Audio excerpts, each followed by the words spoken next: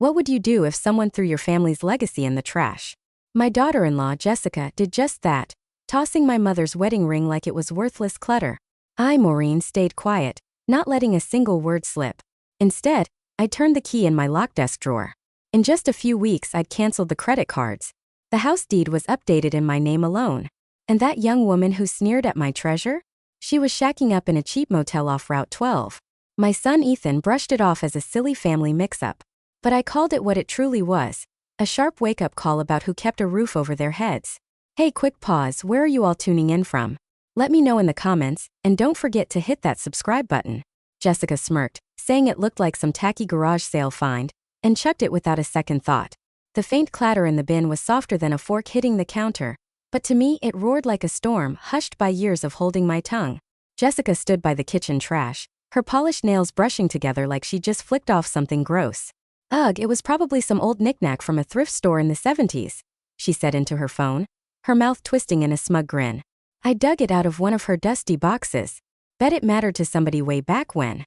I stood in the doorway silent, my arms crossed, my fingers digging into my palms. Jessica didn't even spare me a glance. Anyway, Ethan's taking me to lunch. You in? She laughed, strutting out, leaving the trash in the room behind, the bin lid still cracked open. I moved quietly, my footsteps barely whispering, like a shadow sifting through the ruins of my own past. I lifted the lid, and there it was, my mother's wedding band, still shining under the kitchen's fluorescent glow, despite the coffee stains smudging it. I picked it up carefully like I was cradling something fragile and bruised. The metal felt warm, not from the room, but from the weight of memories it carried. The hospital room had smelled of rose cream and worn linens. My mother's voice was frail but fierce. This ring, she murmured, pressing it into my hand, isn't about the shine. It's about strength. Every woman in our family wore it through hard times. I'd sworn to protect it, not to show it off or boast, but to keep it safe. I cleaned the ring with a damp cloth, Jessica's words still stinging in my mind. For a moment I smiled, remembering my mother's laugh as she wore it while kneading bread, flour dusting her fingers. Mattered to somebody way back when. Oh, it did. To a woman who built a life from canned beans and late-night stitching. A woman who survived 2 wars and laid her husband to rest without shedding a tear. A woman who knew the real cost of sacrifice. I glanced around the kitchen. Jessica's almond milk latte sat cold on the counter, her designer sunglasses tossed beside it, and a delivery box spilled open with new high-heeled boots peeking out, stuff she called upgrades to my so-called junk last week. My silence wasn't surrender. It was me biding my time, watching closely. I turned, the ring tight in my fist, feeling like a weapon I wasn't ready to fire yet. The hallway was shadowy. Ethan had dimmed the lights to cut the electric bill, but I didn't need them.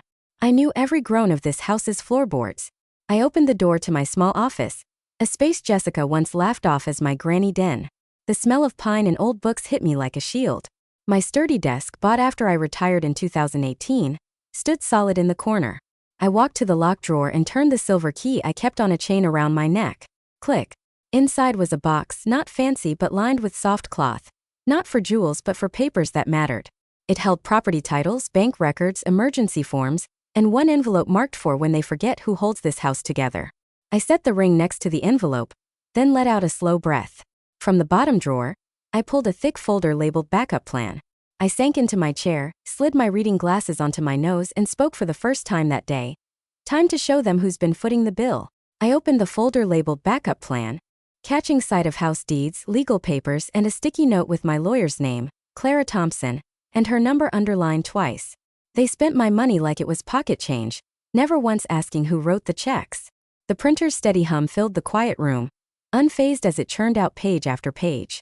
My eyes sharpened as I scanned each sheet, uncovering charges that weren't mine, tied to a lifestyle I didn't live but apparently funded.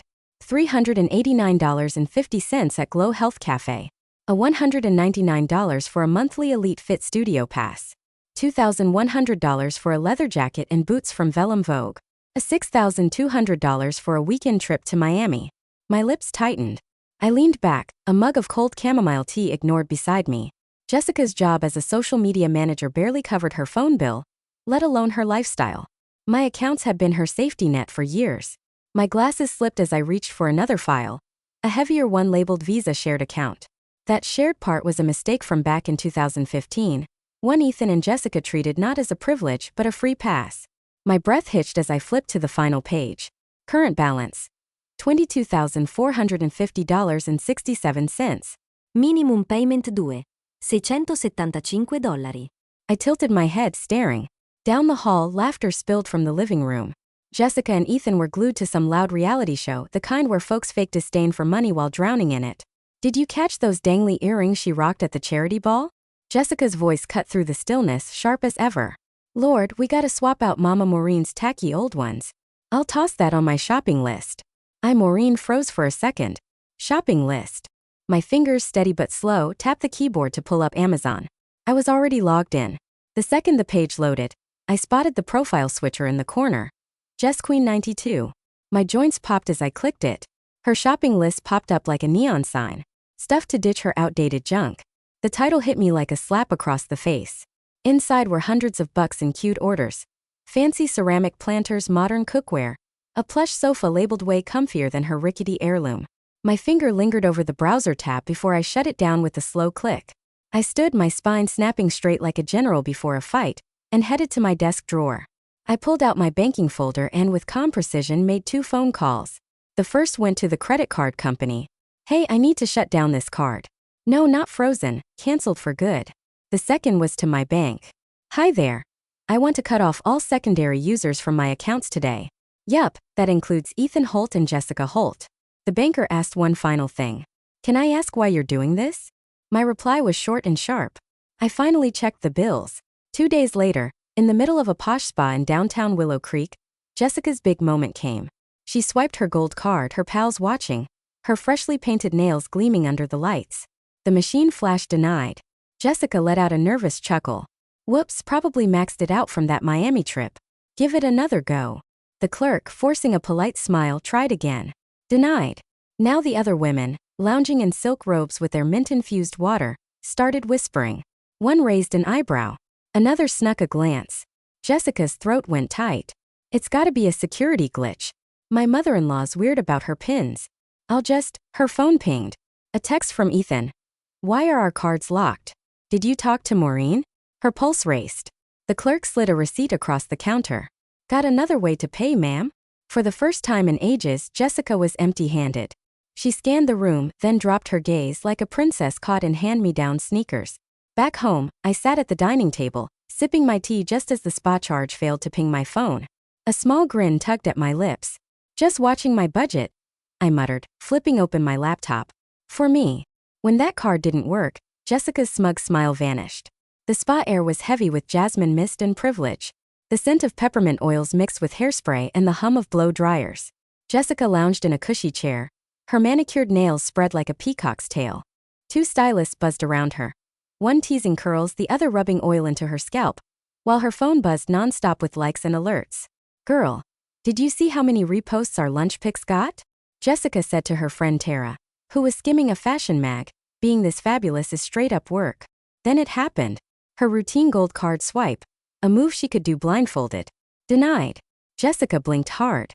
Probably a mix-up, she said, flashing a practiced grin. Run it again. The clerk, a nervous girl with shaky hands, swiped once more. Denied, this time with a louder beep. One stylist glanced up. A woman a few seats over quirked a brow. Tara looked away, fidgeting. I've got another card, Jessica stammered, rummaging through her pricey purse. Her fingers fumbled past receipts, a mascara wand, and a stray mint, landing on another card. Also denied. Her breath caught. This makes no sense, she whispered. At that exact moment across town, I was on my sunny patio with a crossword book and a mug of lavender tea. The breeze carried the scent of roses from my garden. My phone buzzed once. I didn't hurry to check it. When I did, I saw Ethan's text. Maureen, did you block the cards? This is humiliating for Jess in public. This is unfair, Maureen. I stared at it for a beat, a tiny smirk creeping up. I typed back, slow and deliberate. No, Ethan, just managing my own money. I set the phone down and went back to my crossword. 7 letters for limits. I didn't need a dictionary. That night, Ethan stormed into my office, face red. You humiliated Jess at her spa, he snapped. I didn't look up. I cut off the cards you never asked to use, I said calmly. I leaned back in my chair. You mean the cards tied to my name, my credit, my bank account? The ones you two never asked to use. She's your daughter-in-law, Ethan shot back. We're family. You've always had our backs, down payment on the condo, our first SUV, that Hawaii trip for our 5th anniversary. I raised a hand, firm but calm. Helping out, I said quietly, isn't a blank check for life. Ethan's jaw clenched. You're acting like we robbed you. I tilted my head. Have you seen the bank statements, Ethan? Do you know what your wife's shopping list is called? He went quiet. Stuff to ditch her outdated junk, I said. That's what she called my family's keepsakes. My legacy. Ethan's face twitched, but he pushed on. She was just blowing off steam, planning ahead. The silence between us grew heavy, the kind only family can make thicker. Maureen, this is small-minded, Ethan muttered. You owe her an apology. I stood slow and steady like a oak stretching its roots. No, Ethan. I've said sorry too many times for giving you too much too fast with too few strings. I stepped past him toward the hall, pausing when my phone buzzed again. A new alert. Fraud warning. Attempt to reopen closed card ending in 7741. I read it twice, my eyes narrowing. Tell Jessica, I said without looking back. If she wants a fight, she should have checked whose signature owns this house. I walked into my office cool as a breeze, but with a fire in my gaze. I opened my laptop and dialed my bank. I need to report attempted identity theft, I said. Yes, I know who's behind it. They forgot I paid for this place outright. It all started with a folder and ended with a pen stroke that changed everything. I sat across from my lawyer in her bright office, my hands wrapped around a ceramic mug of coffee. The paralegal handed me the updated deed. The paper was fresh, the ink still wet where Ethan's name used to sit next to mine. It had taken weeks of legal filings to remove Ethan's temporary co-ownership, added years ago to help with taxes. Not anymore. My name now stood alone, clear and final. This seals it, said Ms. Laura, my lawyer. You're the sole owner again. He only had temporary rights, never full title. You never gave up control. A small smile tugged at my lips. I know, I said. I never lose track of what's mine. I stood in front of the pale yellow ranch-style house just retired, my new keys clinking in my palm. It was 2018, and I'd just retired after 30 years of teaching, ready to start fresh. I'd paid for it in full with savings I'd tucked away for years, skipping banks, paperwork, and everyone's 2 cents. Friends kept saying I should go smaller. I just grinned and stayed quiet. They didn't get it. This place wasn't too much. It was my plan. A home for future grandkids to visit. A space to hold my history. Where my late husband's guitar could sit by the window, silent but always there. Then Ethan and Jessica showed up, swearing it was just for a bit, needing a spot to get their feet under them. Just for a bit turned into them acting like they owned the place, and that attitude started to feel like it was here to stay. Later that day, the sound of brunch chatter floated up the driveway. I didn't glance away from the window as Ethan's Jeep rolled in, music still blaring through the open windows. Jessica's boots tapped sharply on the brick path as she sauntered toward the door, but she stopped dead. A crisp notice was taped to the front door in bold black print. Property ownership under review. Do not remove or alter. What in the world is this? Jessica snapped. Ethan leaned closer, his eyes squinting. He ripped the paper off and read it out loud, his face going pale. Maureen, he shouted, charging inside. Maureen. I stepped out of my office slowly, like I'd just been roused from a book.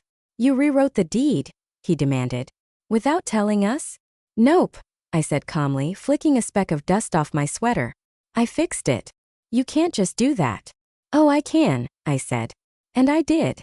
Ethan stormed into the dining room, yanking open his laptop, his fingers jabbing the keys. Jessica stood by the stairs, her gaze bouncing between us like she was torn between yelling or bolting. I followed at my own pace, my steps even and unrushed. Ethan clicked wildly, a bead of sweat forming on his forehead. Then he stopped cold. Access denied, he muttered. They blocked me from the property portal. I raised an eyebrow. You mean the one you had no legal right to touch in the first place? That one. Ethan spun toward me. Maureen, we built our lives here together. You supported us. You trusted us. My voice stayed soft but firm. I trusted you'd respect what's mine. I misjudged. Upstairs, Jessica finally spoke up. You've lost it, Maureen. You're unhinged. I turned my head just a fraction. No, Jessica. I got my head back and it's crystal clear now. A heavy quiet settled over the house, like the silence after a judge's gavel. Then Ethan mumbled, barely audible. We should have just gotten her to sign it all over last summer. I heard it. I let it linger in the air, like a spark nobody expected me to ignite. I didn't say a word. I didn't need to. I walked back to my office, pulled out the locked leather journal from my desk, and started flipping through its pages. One tab read tenant eviction rules, family provisions. Another said will updates. Tucked in the back was a photo. Me young, cradling baby Ethan outside the hospital in 1989. His tiny hand gripped my finger. A stranger's child I'd chosen to raise as my own. I stared at it for a long moment, then slid it back into place without a sound. That night, Ethan tried again to log into the property account. New browser. Private tab. Access denied. Then a new pop-up appeared. Primary owner has restricted access. Contact legal counsel for inquiries. For the first time, Ethan realized he was living in a home that no longer saw him as family. They slept under my roof, ate my food, laughed at my name, and still thought they called the shots. It was wild how folks could redecorate a place and forget who held the deed. The next morning I sat at the kitchen island, my notebook open, my pen moving in neat, steady strokes. I wasn't mad. I wasn't even worn out. I was finished. I listed it all. Electric bills, grocery tabs, the streaming apps Jessica added without a word. I marked every Lyft ride charged to my card, every store bag tagged gift that never reached me. Each figure was a tiny cut, shallow but adding up fast. Behind me, the coffee maker hissed loudly. Jessica breezed in, wrapped in a satin robe, clueless as ever. "Oh, by the way," she said, all casual, "we're having a dinner party Friday. Just a few friends. That cool?" I didn't look up. "Sure," I said softly. "It'll be your last one here." Jessica either didn't hear or didn't care. Later, in the quiet hum of my lawyer's office, I watched Ms. Laura slide a document across the desk. "This officially lists them as tenants. Once it's filed, you've got legal grounds to evict. 30 days, no wiggle room." I didn't pause. I signed with a steady hand. Friday came. I didn't stay out of sight. I dressed with care. A light blue dress, beige flats, a simple gold necklace, but the star was the ring, my mother's freshly shined, gleaming on my left hand, the one Jessica had called trash. I descended the stairs slowly, letting my presence settle like a soft chord in a quiet room. Heads turned. Jessica's eyebrows shot up, her smile wobbled, then steadied. "Wow, you're all dressed up," she said, holding out a glass of wine. "Big night." "Every day's big when you take back what someone tried to toss out," I replied. Jessica blinked. "Is that about the ring?" I just lifted my glass. "You tell me." The dining table was picture perfect, all candles and elegance. Jessica had gone all out. Fancy napkin rings, artisanal cheeses, overpriced pears. She played hostess like a reality star. I watched quietly. They were putting on a show again, performing in a house they didn't own. One guest admired the floral centerpiece. Another praised the antique maple table. "Family heirloom?" someone asked. "Kinda," Jessica said. "We've basically taken over, you know. My mother-in-law's still around, but it's pretty much ours now." I tilted my head, then stood smooth and deliberate. My voice was calm but clear. "Actually, it's not." Forks clinked. Jessica froze. Ethan looked up, his face white. I set my wine glass down. "It's not yours. Not the table, not the kitchen, not this house, and definitely not the name on the deed." The room went silent. "I've updated everything. You're tenants now. Come Monday, your 30-day clock starts ticking." Jessica let out a sharp gasp. "You're joking." I smiled. "Dead serious." One guest coughed, muttering, "Guess I'll skip the cheesecake." Ethan opened his mouth, but I reached into my purse and pulled out a sealed envelope. I handed it to Jessica right there at the table. 30 days, I said softly. Not a second longer. Jessica tore into the envelope like it had personally offended her. Her eyes raced over the page, then widened. This is an eviction notice. This is nuts." I took a bite of my salad. No, Jessica. "What's nuts is thinking you could live off someone you disrespected. This house is mine. Always has been. You just got too cozy." For a moment nobody stirred. Then a guest mumbled something about checking the dessert. Another slipped off to the bathroom. The room that was always mine felt like mine again. Not because of the decor or the chatter, but because the truth had finally landed. I stood, touched the ring on my finger, and left Jessica at the head of a table that suddenly felt way too grand for her. In the hallway, I pulled out my phone and fired off a quick text to my lawyer. Served file, timers ticking. Upstairs, Jessica's scream ripped through the air vents. Sharp, fragile, and way too late. They figured I was just talking big. I had bank statements, attorneys, and patience. Jessica's laughter echoed off the kitchen counters, grating like a bad pop song. Loud, fake, annoying. "She really thinks she can kick us out," she said, swiping through the eviction notice on her phone again. Grinning like it was a goofy party invite. This is so her, all drama to the bitter end. Ethan didn't crack a smile. He stood by the window, arms folded, jaw locked. The paper I'd handed them at the dinner party sat unfolded on the counter. Notice to vacate. 30 days was printed in bold at the top. It's not a joke, Jess, he mumbled. I looked up the law firm. They're legit. She spun around. So what? You think she's actually gonna follow through? She's bluffing. She always caves when it gets real. Ethan stayed quiet. And that silence screamed louder than anything. Upstairs I sat in my office. The window was cracked open, a soft breeze tugging at my cotton scarf. I wasn't spying. I didn't need to. Their freakout would find me soon enough. It always did. My laptop glowed with an open email draft to Jessica Holt. Subject: unauthorized charges. Attached were screenshots of credit card bills Jessica had run up in my name, nail appointments, shopping sprees, luxury purses, and a weird charge for a yoga retreat I'd never even heard of. I didn't add any snarky notes. I didn't need to. Just a line at the bottom. This is part of our budget talk. Regards, Maureen. I clicked send. By dinner time, Ethan knocked on my door, timid like a kid sent to the principal's office. I opened it. I didn't speak first. No need. Maureen. He started, scratching his neck. This whole eviction thing, can we just sit down and talk? I nodded toward the old wooden chair across from me. He sat, looking like he thought it might collapse under the weight of his mistakes. We didn't mean to step on your toes, he said. Things got out of control. Jess, she's just used to a certain way of living. But we can make this right. I raised an eyebrow. Can you now? He paused. What if we paid rent fair market price? You keep the house, we stay. Everybody wins. I clasped my hands. You've been living free in more ways than just rent. Ethan, rent isn't just cash. It's respect. You're a month too late. He swallowed hard. So that's it? You're kicking out your own son. You stopped being my son when you started treating me like an ATM. Downstairs, Jessica's voice cut through the walls. She's out of her mind, she shouted into her phone. This is some old lady panic attack. She needs a doctor, not a courtroom. She was pacing the living room, hair tossed in a messy bun, her polished nails tapping her wine glass. Her fury couldn't hide her nerves. The gold card she'd tried at the spa still wasn't working. The stylist's pitying glance from earlier still stung her ego. When her phone pinged with a new email, she opened it, expecting nothing. What she saw stopped her cold. My name, subject line: unauthorized charges. She clicked it. Every attachment was neatly labeled date, store, her signature on charges that weren't hers to make. Her stomach dropped. Before she could wrap her head around it, her phone rang. Unknown caller. She answered, her breath shaky. Ms. Holt, this is HR from Birch & Associates. A pause. We've been notified of financial irregularities tied to your name. We need you for a review meeting tomorrow. Jessica stood frozen in the living room, the call still connected. Her face pale, her voice gone. Upstairs, I sipped my chamomile tea slowly. I didn't grin. No need.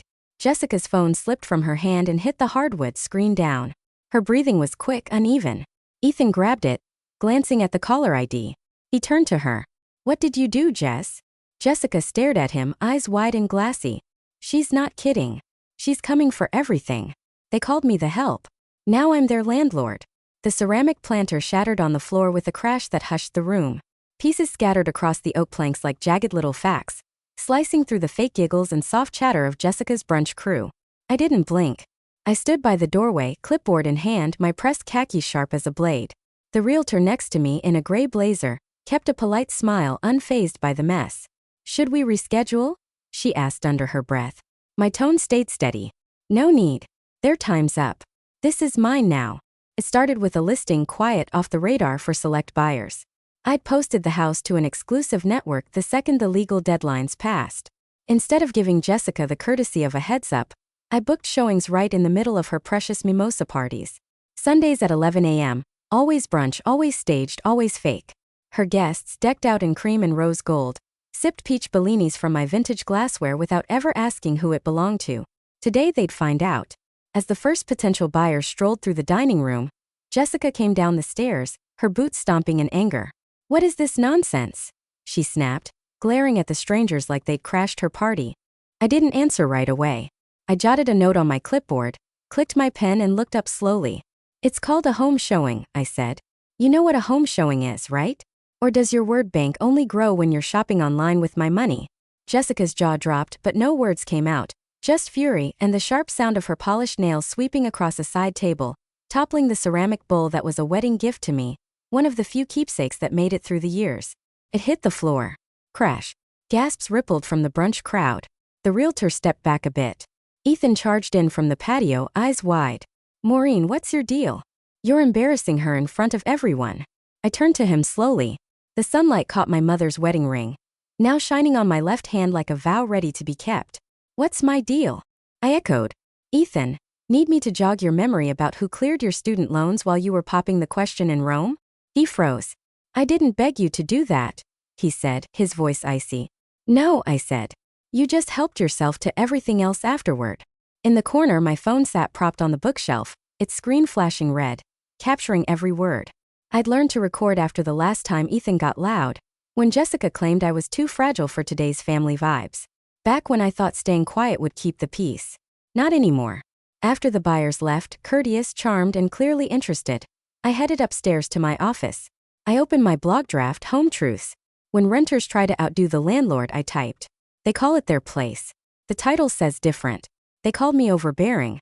I was just the one covering the costs. They thought my kindness meant I'd roll over. It didn't. It was just the warm-up. I attached the audio clip, trimmed for impact, sharp but subtle. Then I posted it. Sent a private link to one friend, who runs a blog for women over 50. That evening I sat with a glass of lavender lemonade. Soft jazz humming in the background. I didn't check my phone until after 1 a.m. Over 7,000 views, comments pouring in every second. This is payback with style. Crown this lady queen. Keep it coming. The post had gone viral, shared, reposted, trending. Jessica's perfectly curated online image had met its match. Plain truth, sharply written and backed by law. I didn't need to yell. I just needed reach. Jessica burst into my office, no knock, her face white as chalk. Why are people tagging me in a post called Eviction with biscuits and brew? I didn't look up. Because hon, I said quietly. Someone finally dished out the facts. They borrowed everything from cash to class. Now it's time to pay up. I stood at my office window watching a gray SUV peel out of the driveway. It was Jessica's bestie, Tara, who used to show up with pricey Chardonnay and loud cackles for their patio brunches. Today she didn't even glance back. I didn't smirk or crow, but a single breath slipped out, like the first sigh after a long-held yell. Word spread fast, faster than I'd guessed. The blog post started as a simple note, just a legal update meant for me and Ms. Laura. But my old pal Susan shared it to a local women's retiree group on Facebook. Then someone posted it on X. A big real estate Instagram account turned it into a voiceover reel. Mother-in-law served justice iced. The caption read, 6 million views by Saturday. I hadn't even seen it until Ethan stormed into the dining room, waving his phone like it was sparking. Did you write this? He demanded, voice climbing. You put us out there. Are you trying to wreck us? I used initials, I said coolly. If folks are pointing fingers, maybe that says something. That was 2 days back. Since then, I gotten a basket of daisies from a local women's shelter, and a handwritten note from a woman named Maria, who wrote, Your story gave me the guts to speak up. Meanwhile, Jessica's crew was bailing. One unfollowed her mid-live on Instagram. Another ghosted their lunch plans. Tara's RSVP to Jessica's summer wine tasting flipped from attending to not going. And Ethan, his biggest freelance gig, a budgeting app sponsor, quietly dropped him after the blog mentioned an unnamed kin who tried to claim a house they didn't own. I opened my email to reread Ms. Laura's message. Eviction process is airtight, deeds clear, notices delivered, you're set. The legal side was rock solid, but my thoughts drifted back to a different plan. My 60th birthday. I'd saved for a solo getaway to Santa Fe. Hot springs, novels, no dishes, no noise. I had the flights, the schedule, even the outfits ready. But then Ethan got engaged. I want to give her a dream wedding, Mom, he'd said, eyes big and pleading. I scrapped the trip and sent the funds for the venue deposit instead. Now I pulled up that same file, same resort, same suite. This time it was booked under my name, paid in full. I hit confirm and closed my laptop with a quiet click, just as the front door slammed below. Maureen. Jessica's voice cracked through the hall like a dropped plate. Maureen, we gotta talk. I took my time. I slipped on my cotton sweater, tucked a gray strand behind my ear, and walked down the hall with the same poise I used to bring to staff meetings. I paused at the top of the stairs. Jessica stood below, mascara smudged down her cheeks, her designer tote sliding off her shoulder. I didn't think it'd go this far, she said, her voice shaking. I lost 3 clients this week.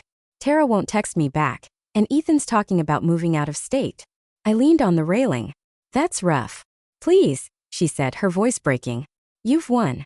You've made your point. Just talk to me. Please. For the first time in months, Jessica wasn't staging a scene. No filters, no practice sobs, just a woman falling apart. I looked at her for a long, steady moment. Then I spoke softly. I don't chat with tenants. I deal with lawyers. Jessica's lip quivered. But before she could say more, my phone buzzed. Santa Fe Airport shuttle confirmed. The notification read. I turned, leaving Jessica in the foyer, lost in a house that was never hers. They showed up with a cheap bouquet. I had a notary on speed dial. I opened the door before they could knock. I'd seen the blue sedan roll up through the peephole and had already steeled myself, not for a heart-to-heart but for a show. Jessica held a bouquet wrapped in flimsy plastic. The flowers, grocery store daisies already drooping, sagged like the apology in her eyes. Ethan stood next to her, lips tight, face sweaty. His gaze flicked from the doorstep to the hall behind me, like he thought kindness might spill out and pull them back into my good graces. I didn't step aside. Jessica spoke first. We came to talk. Then talk, I said, my voice flat. Ethan cleared his throat. We messed up. All right. I should have stepped in sooner. I should have stopped her. My eyes didn't waver. But you didn't stop her. Jessica stepped closer. We were under so much pressure. You've got to get it. Keeping up appearances, social expectations, it's exhausting. I thought you'd understand how tough that is. I tilted my head just a fraction.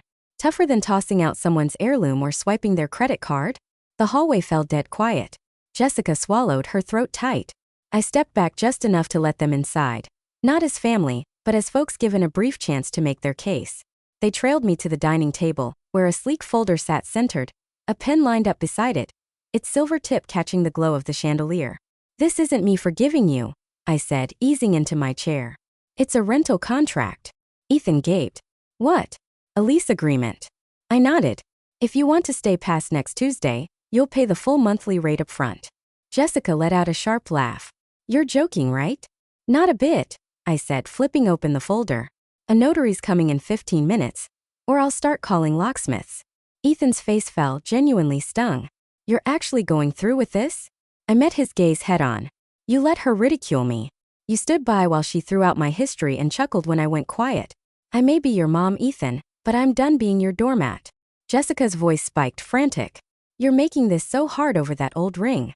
I stood slow and steady. No, Jessica. I'm choosing myself over all you've destroyed. They stormed out, slamming the front door so hard the flimsy bouquet they brought tipped off the hall table, scattering wilted petals across the floor. I didn't bother cleaning it up. I went back to the table, sat down, and sipped my still hot tea, glancing at the unsigned lease. The silence felt like a prize. My phone buzzed. It was Ms. Laura. Maureen, this wasn't in the plan, but I just got a cash offer on the house. No inspection. And you'll want to know who it's from. I raised my eyebrows and leaned back.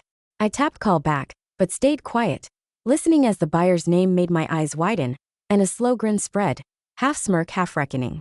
They acted like this place was their castle. I sold it while they were still dreaming. The offer notification came softer than I expected. Just a gentle ping on my phone, subtle, like a doorbell before a banquet. All cash. No conditions. Buyer wants a quick close. I didn't hesitate. I pressed my fingerprint to seal it. The contract zipped through digitally. Done. As the morning light crept across the west side of the house, warming a home I'd cleared of their lies, I stood in the kitchen, sipping my coffee, soaking in the stillness that would soon belong to someone else. In the dining room, a framed photo of Ethan's wedding sat on the mantel. I turned it face down gently on the wood.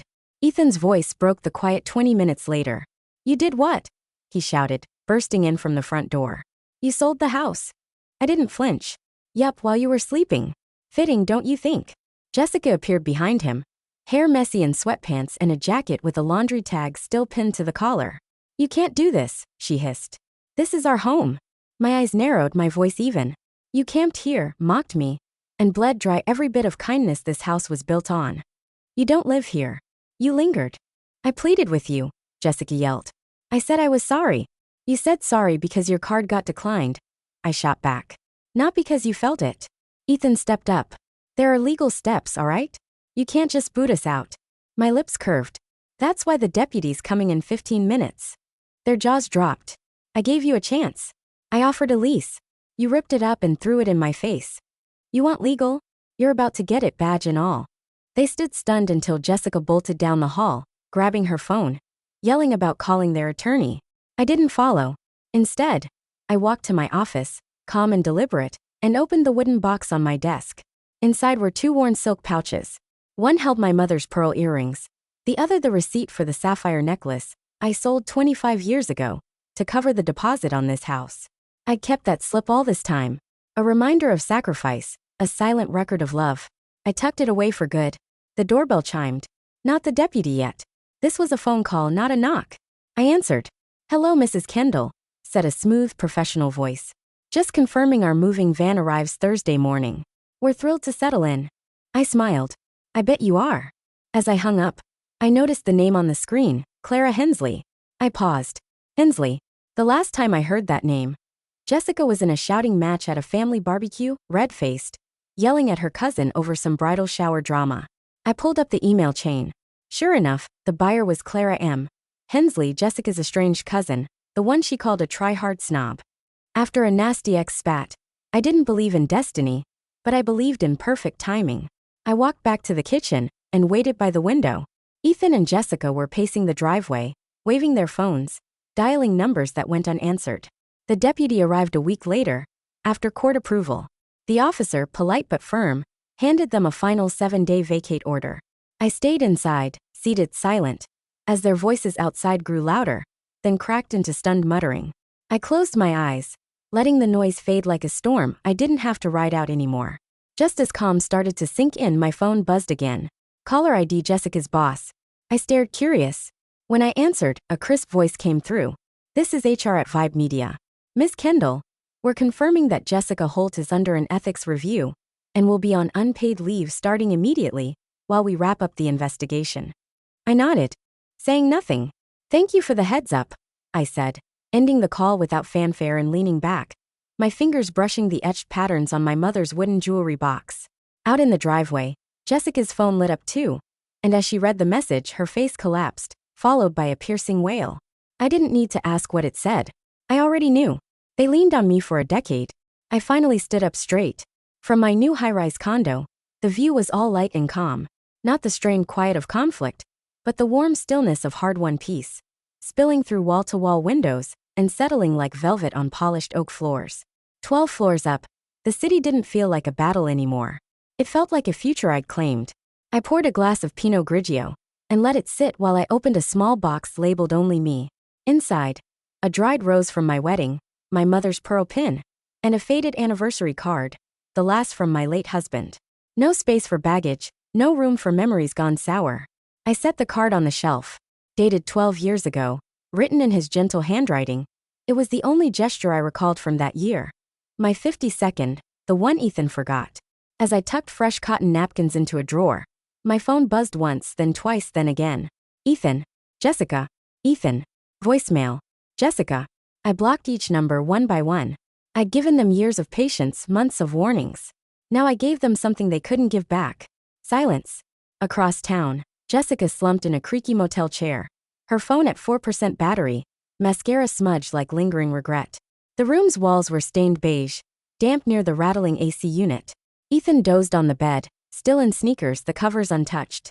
His jacket reeked of anxiety and drive-through fries. Jessica stared at her phone's chipped screen, whispering, "She'll call us back. She has to." But deep down she knew better. I wasn't the woman she laughed at anymore. I was the woman who walked away and took the foundation with her. Laughter drifted from the hallway of my condo. I slipped into my flats and headed to the door, smoothing my linen shirt as I went.